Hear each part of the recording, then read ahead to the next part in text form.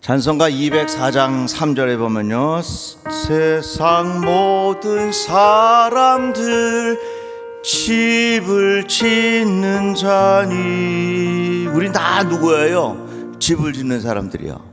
반석 위가 아니면 모래 위에 짓네. 다 같이 잘 짓고 잘 지세, 우리 집 잘 지세. 만세 반석 위에다 우리 집 잘 지세. 우리의 인생을 집을 짓는 것으로 비유해서 말씀하셨습니다. 특별히 마태복음 5장에서부터 7장은 산상수훈이라, 그래서 너희들이 이 세상을 살아가는 동안 이렇게 살아라 하는 가르침을 주신 말씀이 바로 산상수훈입니다. 그런데 이 산상수훈의 말씀의 마무리가 바로 이 집 짓는 것으로 우리에게 가르쳐 주신 것입니다. 그러므로 누구든지 이 말을 듣고 행하는 자는 그 집을 반석 위에 지은 지혜로운 사람 같으리니, 이렇게 말씀했습니다. 예수께서 가르쳐 주시기를 어떤 사람은 집을 짓는데 반석 위에 짓고 어떤 사람은 모래 위에 짓는다. 평상시에는 똑같다. 아무 일도 없는 것 같다. 그러나 비가 오고 바람이 불면, 삶의 위기를 당할 때에 모래 위에 지은 집은 무너져 내리지만 반석 위에 지은 집은 무너지지 않는다. 이렇게 말씀하셨습니다. 오늘 본문 말씀 세 번역은 이렇게 가르칩니다. 그러나 사랑하는 여러분, 여러분은 가장 거룩한 여러분의 믿음을 터로 삼아서 자기를 건축하고, 이 말씀에 보면 우리의 인생을 집을 짓는 것으로 비유해서 가르쳐주고 있는 것입니다. 그런데 중요한 것은 우리가 이 집을 지을 때 어느 기초 위에 집을 짓느냐, 이것이 참 중요하다는 것입니다. 저기 미국 뉴욕 맨하탄에 가면요, 높은 빌딩들이 참 많이 있어요. 100층 넘는 것들이 많이 있어요. 그런데 왜 그 맨하탄에 그 많은 높은 빌딩들이 세워졌는가? 이유는 간단합니다. 그 집안이 아주 반석이 아주 튼튼해. 강철과 같은 그 암석으로 만든 그 반석 위에다가 집을 지을 수 있게 됐다 하는 것입니다. 건물도 반석 위에 집을 지어야지 모래 위에 집을 지으면 안 되는 거예요. 우리 조선시대에 다산 정약용 선생이 지혜로운 가르침을 참 많이 주었습니다. 그가 가르쳐준 내용 중에 이런 게 있어요. 기둥을 세우기 전에 터를 굳게 다져라. 주추, 그러니까 기둥이죠. 기둥을 놓기 전에 터를 굳게 다져라. 진도를 빨리 나가려 들지 말고 터를 굳게 다져라.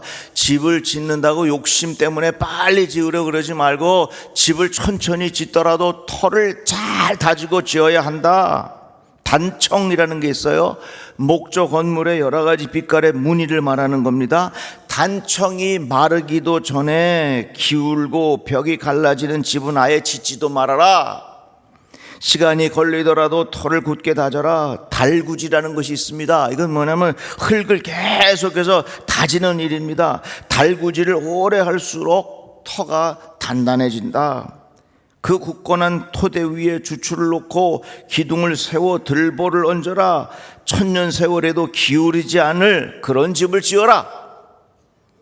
이 집을 짓는 것은 이 정약용 선생이 가르쳐 준 것, 이거 모든 건축에서 똑같은 거예요. 가장 중요한 게 뭐냐면 그 기초를 튼튼하게 해라, 그 말입니다.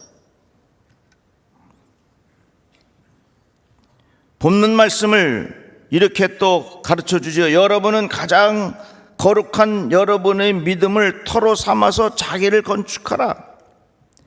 집을 지을 때 기초가 중요한데, 그러면 우리 인생의 기초가 뭐냐? 오늘 본문 말씀에 보니까 이렇게 표현했어요. 한번 따라 합시다. 거룩한 믿음 위에 세우라. 뭐요? 거룩한 믿음. 반석 위에 세우는데 그 반석이 뭐야? 그 기초가 뭐냐? 거룩한 믿음 위에 세우라라는 말이에요. 자, 이것을 쉽게 설명하자면 이렇게 표현할 수 있어요. 믿음이라고 하는 것은 주님과의 관계입니다. 거룩이라고 하는 것은 자꾸 예수님 닮아가는 거예요. 그러니까 거룩이라고 하는 말은 예수님 닮아가는 말이라는 뜻이고, 하나님 닮아간다는 말이고, 믿음이라고 하는 건 주님과의 관계를 말하는 거예요. 그러니까 거룩한 믿음, 이 말을 쉽게 알아듣게 표현하자면 자꾸 예수 닮으라, 그 말이에요.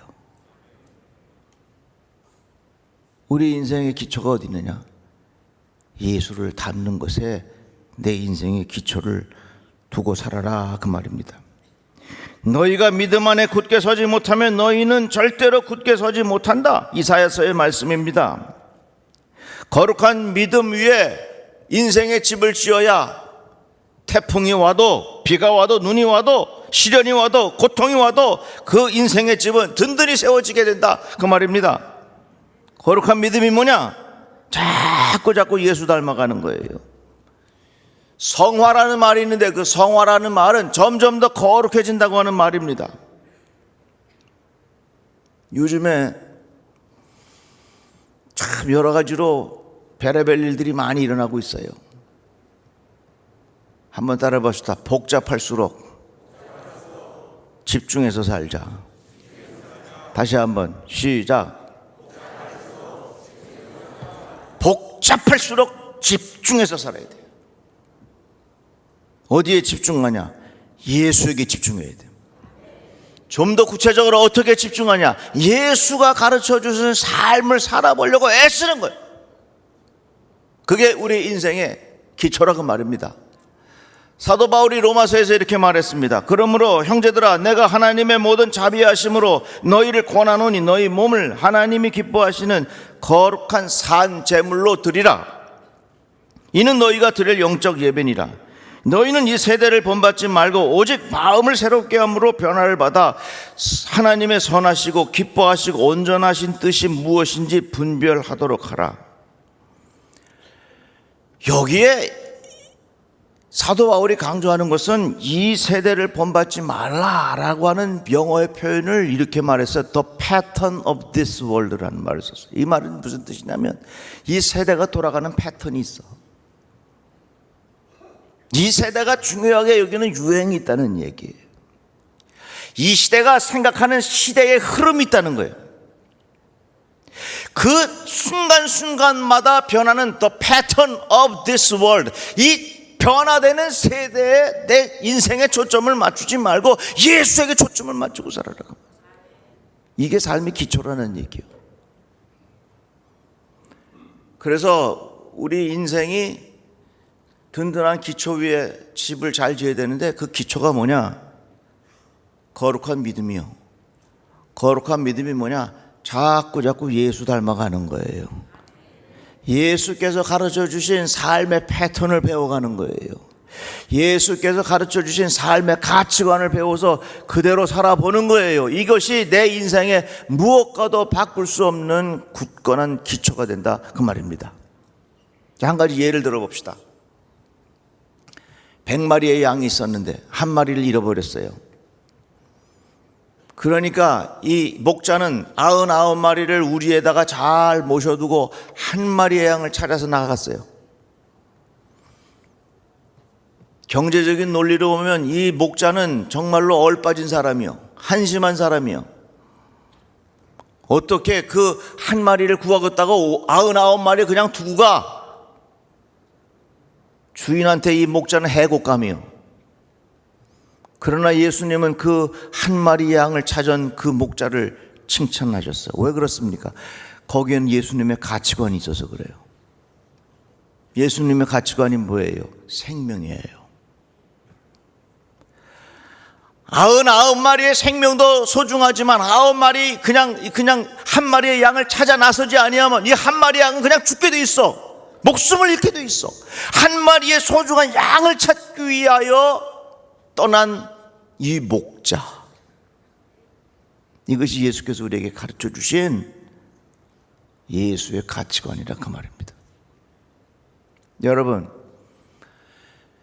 지금 우리 이 세상은 가치관이 막 무너져 내려요. 아침에 뉴스 틀기가 겁날 정도예요. 뉴스를 틀면 어린아이가 어디서 죽어 있고 어디 버려져 있고 이렇게 무서운 일들이 많이 일어나고 있어요. 생명의 소중함을 사람들이 가볍게 여긴다 그 말입니다. 그러나 예수께서 우리에게 가르쳐 주신 소중한 가치관이 어디냐? 생명이 있는 거예요. 소중한 가치를 귀하게 여기는 이 삶의 패턴을 잘 간직하고 살아라 그 말씀입니다. 그리고 요즘에 쾌락, 우리나라가 언제부터 이렇게 마약이 갑자기 퍼지기 시작했어요? 앞으로 더 그럴 거예요. 마약은요, 전문가에 의하면 이런 표현 쓰더라고요. 우리의 몸은 그대로 있는데 마약을 먹으면 머리만 하늘로 붕 뜬대.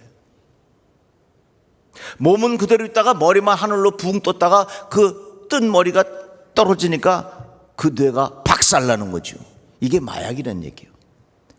한순간 마약 때문에 환각 상태에 가서 하늘로 붕 뜬 것 같지만 떨어져 내린 후에 그 후유증이라는 것은 이루 말할 수 없다 그 말입니다. 여러분, 아멘 할 준비하세요.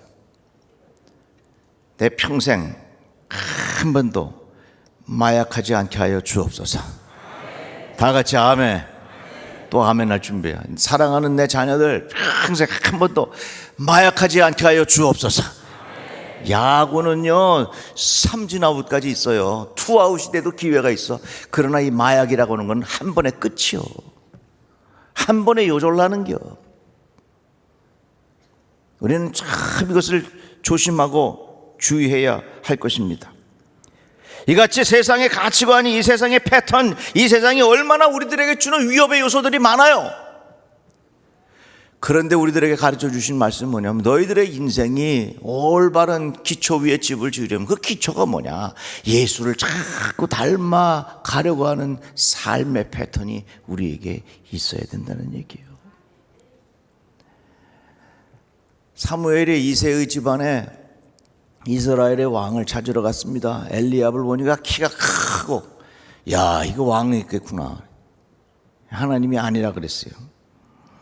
다윗을 보고, 내가 이새의 아들 다윗을 만나니 내 마음에 합한 사람이라 내 뜻을 다 이루게 하리라. 하나님께서 다윗을 향하여 뭐라고 말씀하셨냐면 내 마음에 합한 자라 그랬어요.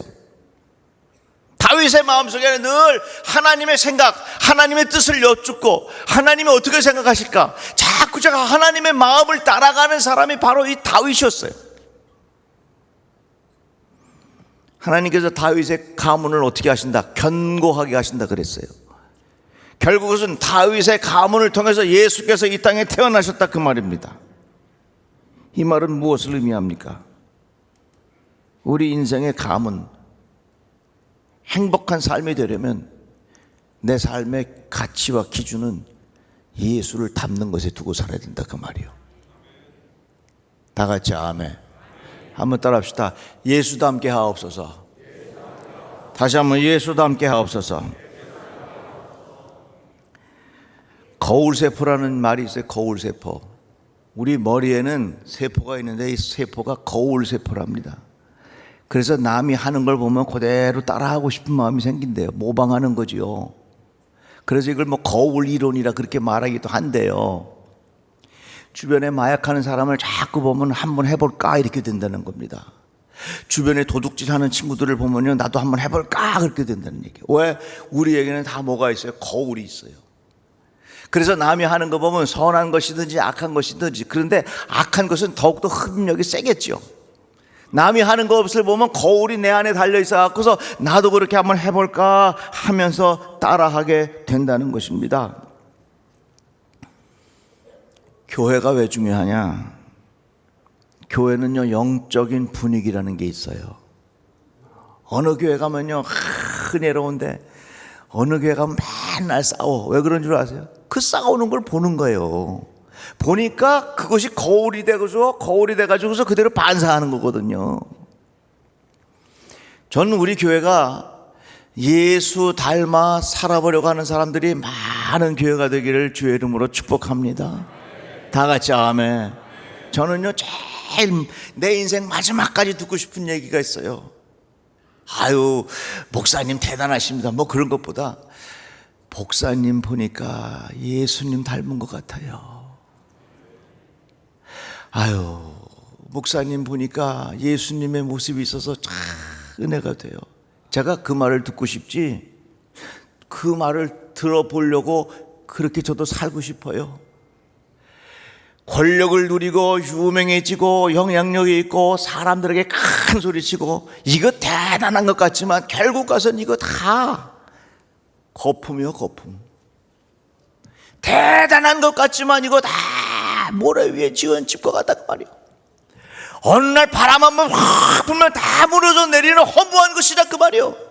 우리 인생에 가장 소중한 기초가 있는데 그것이 거룩한 믿음이요, 그게 바로 내 생활 속에, 삶 속에서 예수를 자꾸 닮아가려고 하는 그런 모습, 이게 중요하단 말이에요.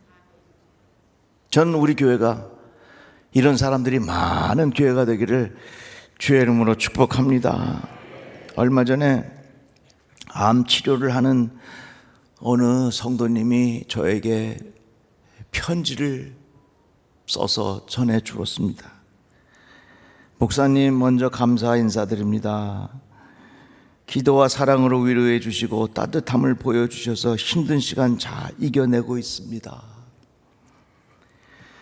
항암 치료 또한 응급실을 드나들며 6차까지 일정에 맞추어 모두 끝낼 수 있었던 것은 우리 장로님들과 권사님, 주변 성가대원들 모두 기도와 사랑, 관심이었습니다. 밥을 잘 못 먹게 되자 누룽지도 직접 해주시고, 동치미도 항암 6차 동안 6번을 새로 해주셨던 권사님, 현미차가 좋다며 직접 현미를 볶아서 매주 주셨던 권사님, 정말 뜨겁게 기도해 주시고 응원해 주시는 장로님들, 저에겐 대단한 조력자 분들이 계셨습니다. 저는 이 편지를 받아 읽고 얼마나 마음의 은혜가 됐는지. 우리 교회가 그런 교회지. 우리 교회에 이런 성도들이 많이 있지. 아픈 자, 작은 자들 보듬어 주면서 따뜻하게 품어주는 사람들이 많이 있지. 저는 어느 권사님을 잊을 수가 없습니다. 작년에 어머님이 소천하신 후에 권사님이 동치미를 해오셨는데 그 동치미에 이렇게 카드를 넣어주셨습니다. 목사님, 가슴이 먹먹할 때 드세요. 시원해집니다. 저는 그 동치미를 다 먹었지만 이 카드는 가장 잘 보이는 곳에 붙여 놓았습니다. 그 카드를 보기만 해도 내 마음이 시원해지는 것을 느낄 수 있습니다. 아파하는 자, 고통받는 자, 슬퍼하는 자, 괴로워하는 자들에게 예수의 마음을 가지고 따뜻한 위로와 소망을 주는 아름다운 모습들, 이것이 예수 닮아가는 사람들 아니겠어요? 이런 삶의 자세를 가지고 살아가는 인생이 정말로 반석 위에 세워진 집과 같다, 그 말입니다. 그래서 제가 우리 성도들에게 이렇게 한번 요청하고 싶어요. 속도원들 있잖아요. 속도원들 중에, 우리 같은 성도들 중에 힘들고 아파하고 고통스러운 성도들에게 동치미 해주게 할까, 우리? 그리고 거기다가 권사님, 가슴이 먹먹할 때 드세요. 마음이 시원해질 거예요. 이것이 우리 교회 아주 아름다운 전통으로 잘 자리를 잡았으면 좋겠어요. 가슴이 먹먹할 때가 많이 있잖아요. 어찌할 수 없을 때가 많이 있잖아요. 그런데 예수님은 찾아가 주셔서 그들의 손을 붙잡고 눈물 흘려주시고 위로해 주시고, 이게 예수처럼 사는 거 아니겠어요? 저는 얼마 전에 로제타 셔우드 홀이라는 선교사님의 생애를 알게 되었습니다. 이분은 미국 여자 의사입니다. 1890년 한국에 와서 의료 선교를 했습니다. 선교하는 중에 남편도 죽고 사랑하는 딸도 풍토병을 이기지 못하고 죽었습니다. 그러나 이 로제타 선교사는 아주 작은 자들을 긍휼히 여기는 마음으로 잘 돌보는 사람이었습니다. 그 중에 오복래라고 하는 소녀를 만나는데, 이 오복래라고 하는 소녀는 앞을 볼 수 없는 맹인이었습니다. 로제타 여인은 이 소녀를 보면서 정말 예수의 마음을 가졌습니다. 정말 똑똑하고 밝고 아주 크게 일할 사람인데 앞을 볼 수 없어서 글을 배울 수 없으니 어떡하나. 그래서 이 로제타 여사가 한글 점자를 개발하면서 이 오복래라고 하는 소녀에게 점자를 가르치고 그를 깨우쳐 주기 시작합니다. 결국은 이 오복래, 이 사람은 조선의 헬렌 켈러가 되었습니다.